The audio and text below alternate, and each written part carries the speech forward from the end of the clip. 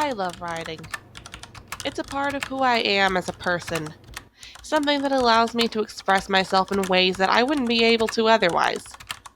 It gives me the chance to put my feelings on paper, to bring the characters in my imagination to life, and their worlds, and their stories. It's easy when you really think about it. I mean, if you already have the story in your imagination, then what's so hard about actually writing it out? If anything, I should already have a good idea of what I'm doing. I really should have no excuse not to just sit down and start writing. What else could possibly be holding me back after all? The only limit is my imagination, and what I can do with it. It's not like it's difficult to actually focus on writing the words out and knowing what kind of dialogue I want or how long I want a scene to go on. That stuff is easy. It shouldn't give me much of a problem.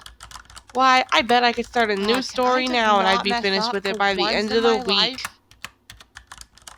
Failure. Accept failure. Failure. That's failure. Not the case. Failure. Failure. Failure. With me, at least. Failure. Failure. Failure. Failure. Oh, sure. I can come up with the story in my head. The perfect story. I can envision the characters and their worlds. That's the true easy part.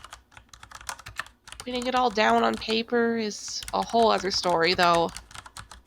You have to be precise with your timing. Write the perfect story. In scenes. Is that too much dialogue? To ask for? Help. You can't let a scene go on too long or people will get bored. But you also can't cut it off early because you haven't gotten to the point of said scene yet. Help. And what about dialogue?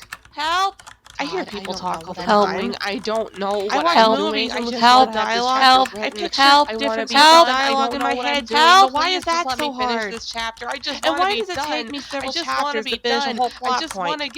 Why do I drag things out?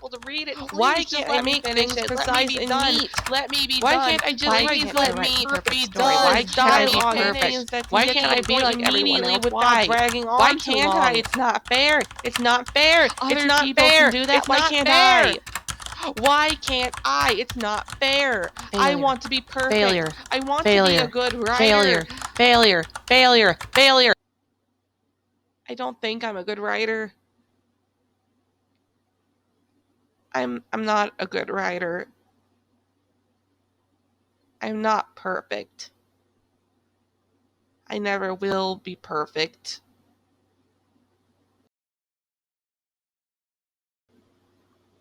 But that's okay. Because there's no such thing as perfect.